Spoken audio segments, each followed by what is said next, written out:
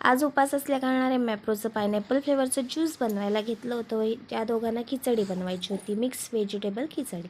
तर मॅप्रोचं ज्यूस जे आहे ते पायनॅपल फ्लेवरचं आहे. याच्यावरती तर कोकमचंसुद्धा त्यांनी आणलं, मिस्टरांनी आणलं होतं. तर पायनॅपल फ्लेवर खूप छान लागतो आणि इन्स्टंट ज्यूस होतं. थोडासा सिरप घे, त्याच्यामध्ये पाणी ॲड केलं की झालं आपलं ज्यूस रेडी.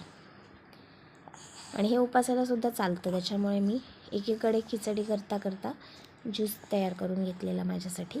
आणि आता खिचडीची तयारी. याच्यासाठी लागणारं साहित्य: लाल तिखट, गरम मसाला, हळद, मीठ, जिरं, मोहरी. त्याच्यानंतर मी एव्हरेस्टचा शाही बिर्याणी मसाला घेतलेला आहे. इकडे बारीक चिरलेला कांदा, लसूण, कढीपत्ता आणि भाज्यांमध्ये फ्लॉवर, मटार, सिमला मिरची, टॉमॅटो, अजून बटाटा. याच्या व्यतिरिक्त तुमच्याकडे गाजर असेल तर घेऊ शकता, फरसबी घालू शकता तरी चालेल.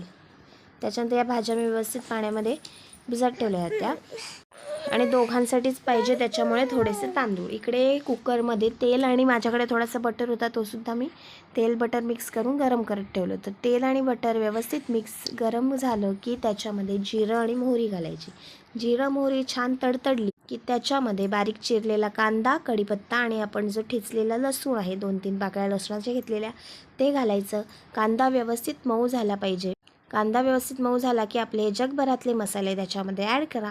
मसाल्यांना चांगलं तेल सुटेपर्यंत मसाले मिक्स करा. मसाल्यांना चांगलं व्यवस्थित तेल सुटलं की त्याच्यामध्ये आपल्या सगळ्या शोधून इकडनं तिकडनं फ्रीजमधनं आणलेल्या भाज्या, त्या ज्या काही आपण चिरून ठेवलेल्या आहेत त्या सगळ्या घालून घ्या. व्यवस्थित मिक्स करा. भाज्यांना व्यवस्थित सगळीकडे मसाला लागला पाहिजे. 2 मिनटं या भाज्यांना मसाला लागेपर्यंत गॅसवर ठेवा. त्याच्यानंतर हा आपला शाही बिर्याणी मसाला मी ॲड केलेला आहे.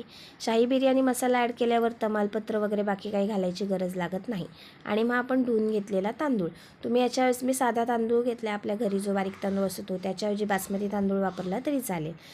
आवश्यकतेनुसार पाणी घालायचं आहे आणि कुकरला 3 शिट्ट्या करून घ्यायच्यात.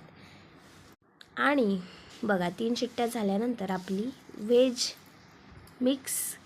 मिक्स व्हेज खिचडी तयार आहे. बघा कशी वाटते. वरनं मस्त अशी कोथिंबीर घालून घ्या आणि गरमागरम वाफाळलेली खिचडी खायला घ्या. खिचडी नुसती कशी खाणार, तर त्याच्याबरोबर पापड तर पाहिजेच. मग हे पापडसुद्धा तळून घेतले. आणि आता उन्हाळ्याचा सीझन असल्यामुळे कैऱ्या या खूप येतात, तर हे कैरी कापून त्याच्यामध्ये थोडंसं तिखट मीठ घालून खिचडीबरोबर कैरीचं